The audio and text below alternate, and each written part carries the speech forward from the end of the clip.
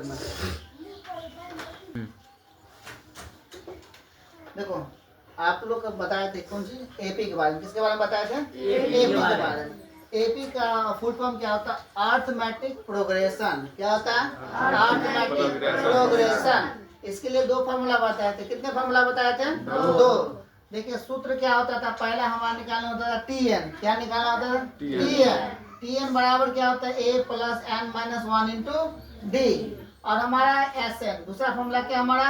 S N. पहला formula था T N और दूसरा फॉर्मूला क्या हमारा निकलता है? S N.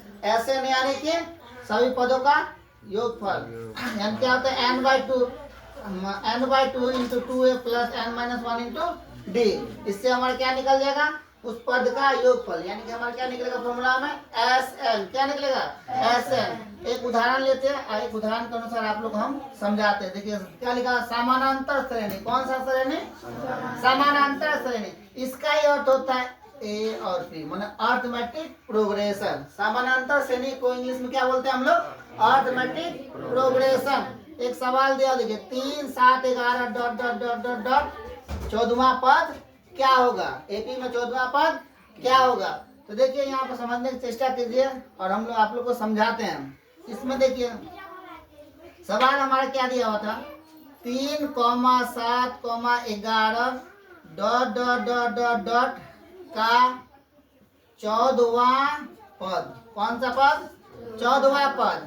14वां पद। इसमें देखिए ए क्या होता है? ये हम लोग को बताए थे फर्स्ट टर्म। कोई भी सवाल का पहला टर्म क्या कहलाएगा? हमारा ए कहलाएगा। तो पहला टर्म इसमें क्या है हमारा? 3। क्या लिखेंगे हम लोग? ए बराबर 3। ए बराबर 3। दूसरा काम हमको निकालना पड़ेगा क्या? हमारा डी। डी क्या होता है? डी बराबर क्या होता है? आप लोग को बताए थे second term minus first term, माने second term minus first term बताए थे। डी बराबर क्या होता है? T2 minus T1। T2 minus T1 क्या फॉर्मूला होता है? तो डी। तो T2 हमारा इसमें क्या है? सेकेंड टर्म हमारा क्या है? 7। तो लिखेंगे 7 minus first term. First term हमारा क्या है? 3। तो लिखेंगे 3। तो 7 में से 3 ये क्या होगा? 4। ये हमारा क्या निकल गया? डी। क्या निकल गया? डी। क्या निकल गया? डी। अब देखिए इसमें हमारा चाहिए एक एन। क्या चाहिए? एन। क्या चाहिए हमको? एन। तो याद रखिएगा हमेशा एन हमेशा जब तक आपको समझ में ना आए या ना समझिए तो देखिएगा वहाँ लिखा होगा, माने वहाँ 14वां। एन नंबर क्या होगा?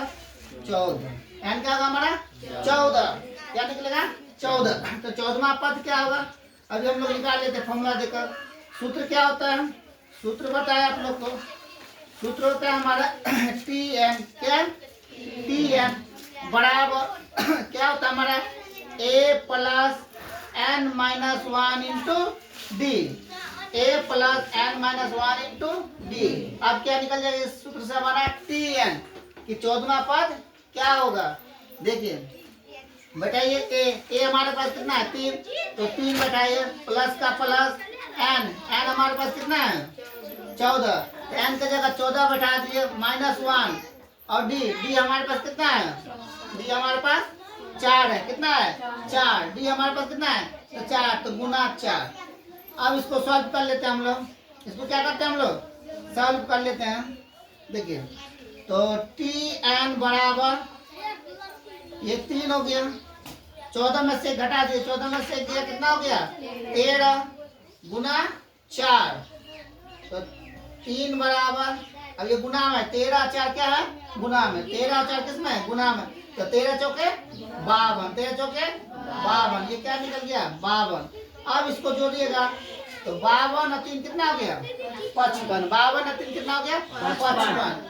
कितना हो गया? 55। तो आंसर हमारा 3 कितना निकल गया हमारा? 55। कितना निकल गया? 55। 3 कितना निकल गया? 55। बोलो रे।